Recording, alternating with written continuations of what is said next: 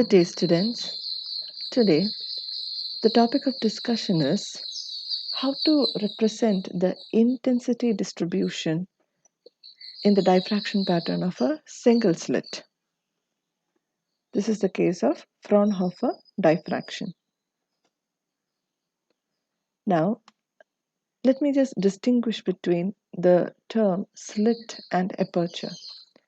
By the term slit, we mean a rectangular opening of very small width. Okay. So the pattern shown above is that of a slit, whereas the pattern shown below is a circular aperture, a pinhole. Now, in a single slit Fraunhofer diffraction, light is incident upon a slit, and when they pass through the slit, they bend through the edges, they diffract through the edges to cause a spherical wavefront. Okay, and each point on the spherical wavefront will act as a source of secondary wavelets, which mutually interfere with each other to produce the diffraction pattern on a screen. Now, here, let us try to mathematically derive the diffraction pattern on a screen. Let K be the point of the source of diffracted beam, and from that the diffracted beam emerges. Now the two extremes of the diffracted beam is shown here by these two lines, and this line shows the spherical wavefront emerging from it. The spherical wavefront can be assumed to be a number of infinitesimal vectors joined from tail to end, and each having an amplitude of small a. So let us assume there are n vectors of amplitude small a in this spherical wavefront. Now, the angle between the initial vector in this wavefront and the final vector in this wavefront is defined as 2 alpha. Alpha here defines the phase difference between these vectors. Now, this line represents the direction of the initial vector, and this line represents the direction of the final vector. Hence, the angle between these two lines will also be 2 alpha. Now, we can draw a line joining the initial and final vectors, and the angle made by this bisector with the initial or final vector is defined as alpha. The points L, M, N, and O are defined as shown. Here we have this sector KOM, it is a part of a circle. Hence, 2 alpha is defined as arc by radius. Here the arc can be written as n times small a vector divided by radius defined as small r from K to this wavefront. The radius is defined as small r. Thus, we can write 2r is equal to Na divided by alpha. If we take the triangle KOM, sin alpha is written as opposite side Lm divided by hypotenuse radius r. Thus, Lm is written as r sin alpha. Here, OM is actually twice Lm, hence OM is equal to 2r sin alpha. Substituting for 2r, we get OM is equal to Na by alpha into sin alpha. Now, initially at K, when the phase difference between these vectors is 0, the resultant OM is the instantaneous initial value, and that is defined as A0. Hence, we can write the resultant OM as the amplitude of that wave is equal to instantaneous value A0 into sin alpha by alpha. The intensity of the wavefront becomes square of the amplitude. Hence, I intensity is equal to A square, which is equal to A0 square sin square alpha by alpha square.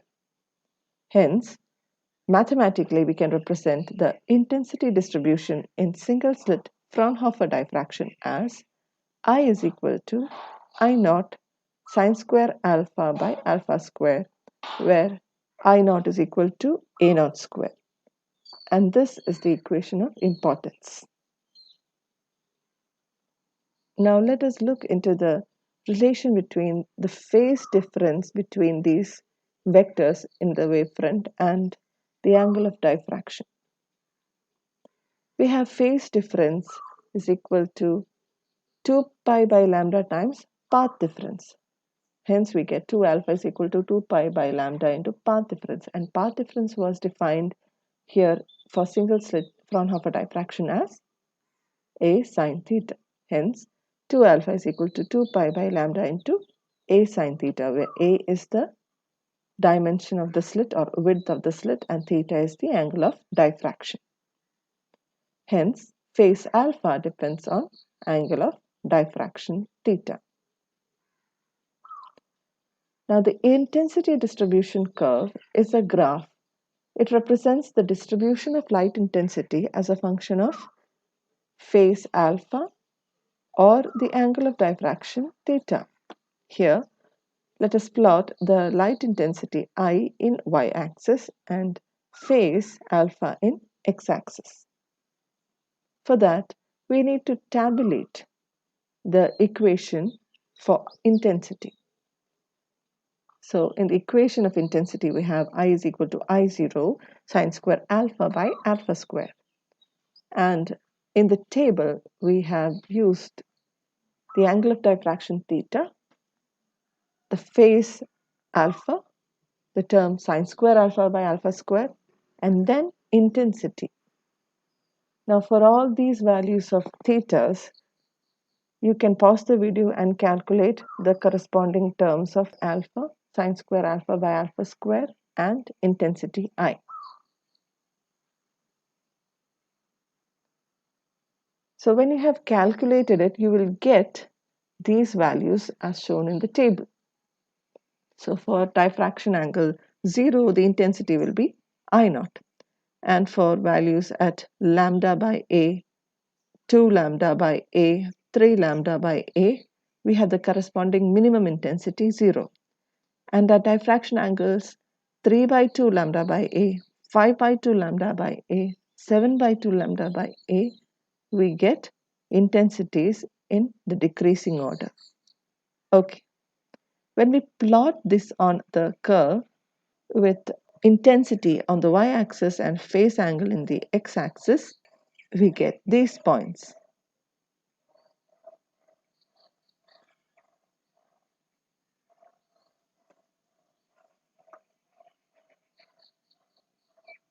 Okay, now joining all these points, we get the curve. So this is the intensity distribution curve in a single slit Fraunhofer diffraction. In practice, we get a diffraction pattern in this nature. When red laser light is diffracted through a single slit, the pattern observed is as shown here. And we see a central bright spot surrounded by secondary minimas and maximas. The intensity of the maximas is gradually decreasing from the center.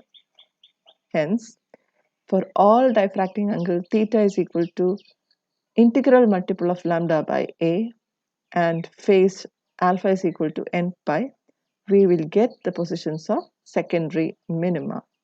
And for all diffracting angle, theta is equal to plus or minus odd integral multiple of lambda by A and phase alpha is equal to plus or minus odd integral multiple of pi by 2, we get the points of secondary maxima. From these two expressions, we can infer that the angle of diffraction is directly proportional to the source wavelength and inversely proportional to the width of the slit. So on the left side, we can see that a horizontal slit will produce a vertical diffraction pattern, whereas a vertical slit will produce a horizontal diffraction pattern. Now let us study the effect of slit width. From the figure shown on the right side, we can understand that as the slit width, shown here as W, the slit width increases from bottom.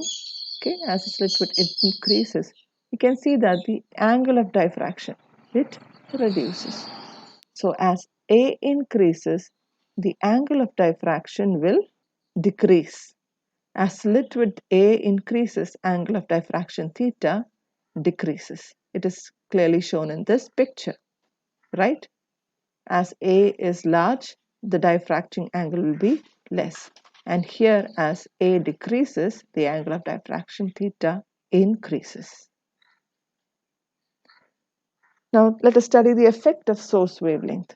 Here from this expression, we know the diffracting angle is directly proportional to the source wavelength lambda. Hence, the longer wavelength red light will be more diffracted than the shorter wavelength blue light. The figure on the right explains it.